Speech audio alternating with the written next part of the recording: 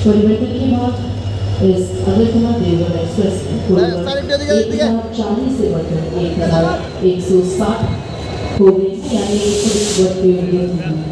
साथ ही विदेश में कोच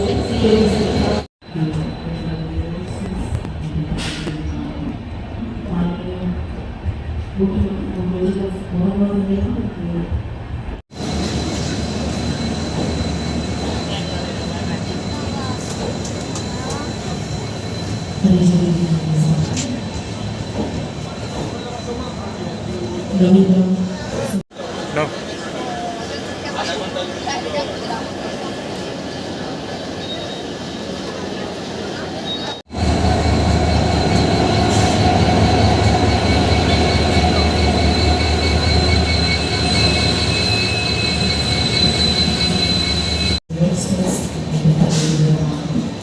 माननीय मुख्यमंत्री महोदय जी का बहुत बहुत धन्यवाद। आगमन से सभी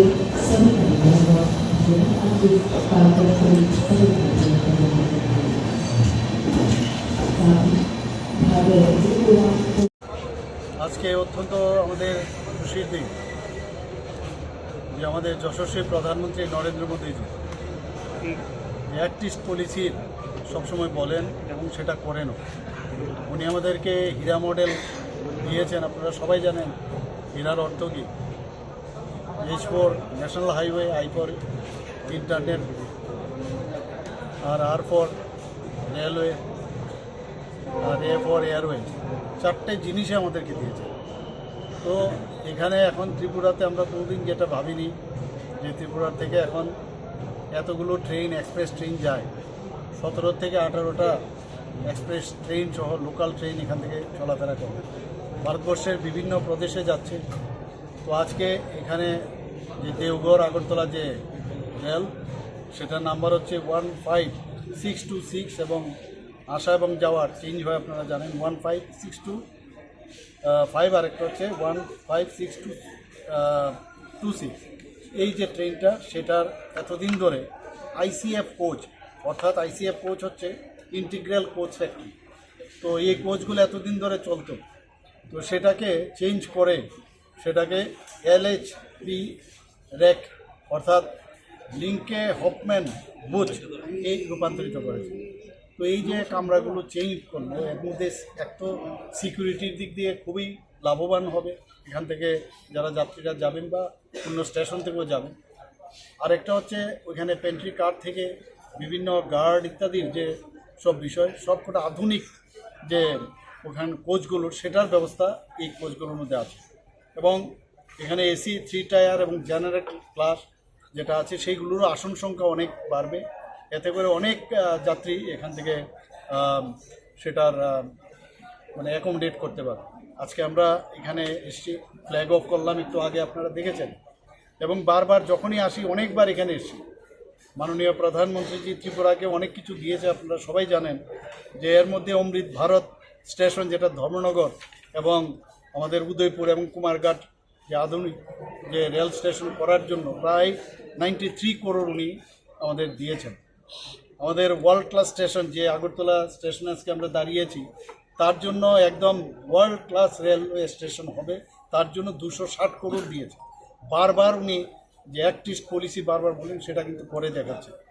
আমি অত্যন্ত খুশি যে আবার আজকের এই আগরতলা দেওঘর এক্সপ্রেস ট্রেনটি আবার নতুন রূপে এখান থেকে ফ্ল্যাগিং অফ করার সুযোগ আমার এসছে। এর জন্য আমি মাননীয় প্রধানমন্ত্রীজি এবং মাননীয় আমাদের ইউনিয়ন রেলওয়ে মিনিস্টার, আমি ওনাদেরকে ধন্যবাদ দেব। এবং আপনারা জানেন যে এই ট্রেনটি প্রায় 1472 কিলোমিটার, এটার যে দীর্ঘ পথ 35 ঘন্টার মধ্যে গিয়ে সেটা পৌঁছবে।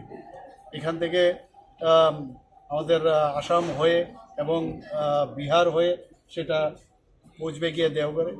তো এর জন্য আমি এখানে ত্রিপুরাবাসীর পক্ষ থেকে আমি রেলওয়ে ডিপার্টমেন্টকে, মাননীয় প্রধানমন্ত্রীজি এবং মাননীয় রেলওয়ে মিনিস্টারকে আমি ধন্যবাদ দিচ্ছি। তো সিঙ্গেল রেল রয়েছে, এটা কবে নাগাদ হতে পারে? ডাবল লেন চিন্তা ভাবনা রয়েছে কি?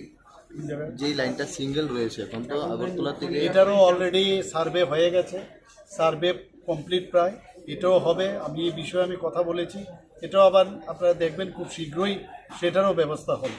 আপনারা এর মধ্যেও দেখেছেন যে আমাদের মাননীয় প্রধানমন্ত্রী, যে আমিও সেটা ভার্চুয়ালি আমিও উপস্থিত ছিলাম, আমাদের মাননীয় প্রধানমন্ত্রী বাংলাদেশ যে প্রধানমন্ত্রী এবং আমিও ছিলাম সেখানে। আমাদের এখান থেকে আগরতলা থেকে যে আমরা বলছিলাম যে বাংলাদেশ হয়ে আমাদের যে কানেক্টিভিটি বাড়বে, তার কিন্তু একটা ট্রায়াল রান কিন্তু হয়েছে, সেটা 1 ডিসেম্বর 2023 হয়েছে। এবং এটা গঙ্গা সাগর থেকে বাংলাদেশে আমাদের নিশ্চিন্তপুরে এসেছিল এবং 11ই জানুয়ারি 2024 নিশ্চিন্তপুর থেকে আগরতলা রেল স্টেশনেও সেটা ট্রায়াল রান হয়েছে। এতে করে কানেক্টিভিটি বাংলাদেশের মাধ্যমে আমরা অন্য জায়গায়ও আমরা যেতে পারবো, আমরা ক্যালকাটাতেও আমরা পৌঁছতে পারবো, ওয়েস্ট বেঙ্গলে পৌঁছতে পারবো। তো সব দিক দিয়ে কানেক্টিভিটি বাড়ছে।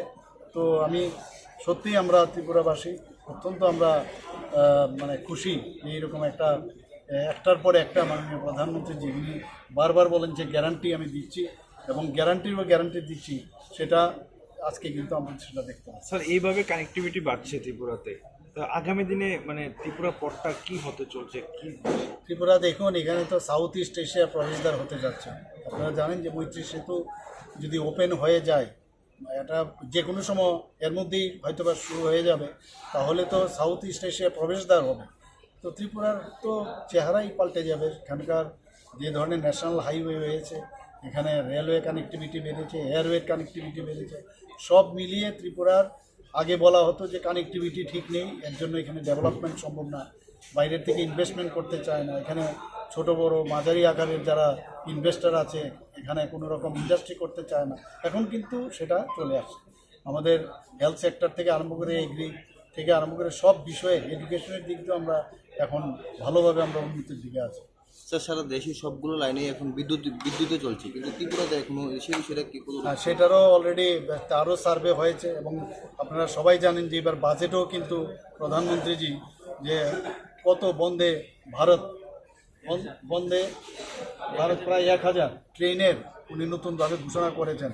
তো এটা যখনই রেল ইলেকট্রিফিকেশনের স্টার্ট হবে, ত্রিপুরাতেও আমরা বন্দে ভারত আমরা দেখতে পাবো, সেটা হবে, তারও সার্ভে হয়েছে। Thank you.